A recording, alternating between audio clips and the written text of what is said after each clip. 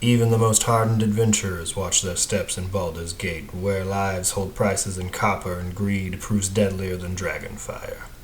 Baldur's Gate has a reputation for being a rough place where crime and opportunity walk hand in hand, and where anything can be bought, sold, or seized at sword point. If something can be given a price, it's for sale somewhere in Baldur's Gate. What's going on, everybody? Mortem here, this time bringing you this kind of exciting video about the state of Baldur's Gate right before Baldur's Gate takes place. Just a quick couple of things. One, I've been sick the past couple of days, so if my voice sounds awful, sorry, this is the best I can do.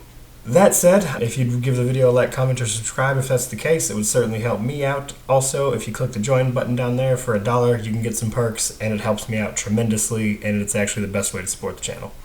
But, jumping right into it. Giving you some quick prefaces before I jump into the bulk of this video. So, it was announced that the D&D module, sourcebook if you want to call it that, Descent into Avernus, which recently released in September of 2019, was going to be a direct prequel to Baldur's Gate 3. Now, it is not a continuation of the story. The stories themselves are actually separate, but what Descent does is set up the city and the state of affairs, because Baldur's Gate 3 takes place 100 years after Baldur's Gate 2. So this game, or at least right before it starts anyway, starts in 1492 DR. DR is, if you're unaware of D&D stuff, it stands for Dale Reckoning, which is like a measurement of time, but it's intentionally confusing if you look into it, but that's what it technically means. But the year's 1492, Baldur's Gate 2 was 100 years ago. That's the important stuff. So with that out of the way, I just want to say, if you would like to basically just listen to this as opposed to actually watching the entire thing, I'm pretty much just going to have a current map of the city up the entire time, the map being from the Descent book. So that map is the most current map we have of the actual city during Baldur's Gate 3. So, if you don't want to watch the actual video, that's pretty much the only thing you're going to see anyway. You can totally just listen and get pretty much all the same information out of this. First thing I want to talk about is the city is broken up into three parts: the upper city, the lower city, and the outer city. The upper city is composed pretty much entirely of the city's elite.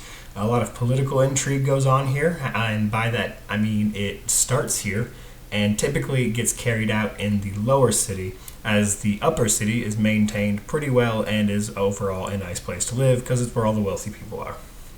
The lower city is where all the crime happens, and the upper city people send their minions to go deal with things they don't want to get their hands dirty with.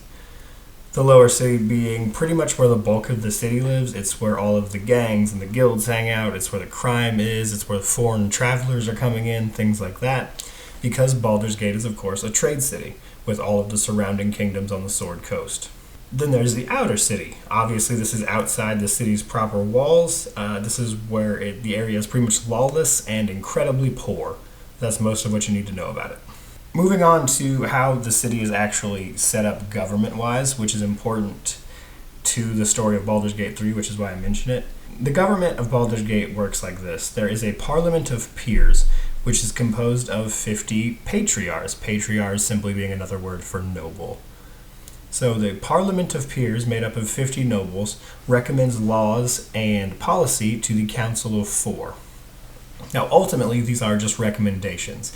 Nothing is done about them unless the Council of Four wants it to be done. That said, the Parliament of Peers still holds a great deal of power, and from what I understand, they take care of a lot of the day-to-day stuff that four people on the Council of Four can't simply get done by themselves.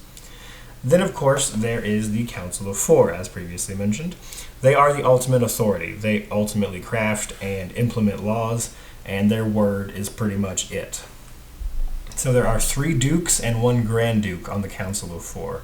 The Grand Duke is Baldur Ravengard. He is both the Grand Duke and the leader of the Flaming Fist. Now, if you watch the trailer for Baldur's Gate 3, the mercenary who gets turned into a mind flayer is a mercenary of the Flaming Fist. That is the leader of the town. There is no one more powerful than that guy. However, due to some of the events, and this is where I want to mention one more thing about the descent into Avernus, some of the characters in this may or may not be alive when Baldur's Gate 3 rolls around. So obviously they can totally just pick a canonical way some of that stuff played out without ruining most of the story by any means. But due to the nature of D&D, where kind of anything can happen, it's impossible to say like with 100% certainty that these specific characters will make it through your campaign. So there's kind of a bit of a disconnect there, especially with the game happening immediately afterwards. So some of these people may or may not be alive in your headcanon, I'll put it that way. Older Ravengard, Grand Duke, leads the Flaming Fist. Then there is, and by the way, I'm probably going to butcher some of these names, Belen Stelmane. Now, the most important thing about Belen Stelmane is that it is revealed in the books, and by the way, a little bit of a spoiler here, that she is being controlled by a Mind Flayer. In my opinion, it is safe to say that with this being a direct prequel to Baldur's Gate 3, that this is probably how the Mind Flayer invasion, which is supposed to be the huge plot point of that game, probably comes about. This possession of sorts of this high-ranking city official. Then we have Dillard Porter. This guy is probably the most legitimate person on the council, whereas a lot of people can be like, politicians and kind of underhanded. Dillard Porter really actually wants to help the city, but because of his poor political abilities, he tends to be a bit of a pushover as far as the council is concerned. That said, he's probably the most honest person on it. He genuinely wants to help the people of the city. And then we have Thalamra Van Thamper. It's an insane name. She is very, very much so involved in the descent into Avernus story. So that's most of what she's doing. Obviously, we'll have to wait and see if she has any part of the game. So moving on from how the city's governed to how its military works. So there are two parts of the military in Baldur's Gate. There's the Flaming Fist and there's the Watch. The Flaming Fist, of course, works for Older Ravengard because he's their leader, but primarily they operate out of the lower city and the outer city. There are over 2,000 for sure Flaming Fist members. It does not give an exact date, but they do number in the thousands. We know that much. They have an open recruitment policy, and they have little to no oversight with how they operate in the city.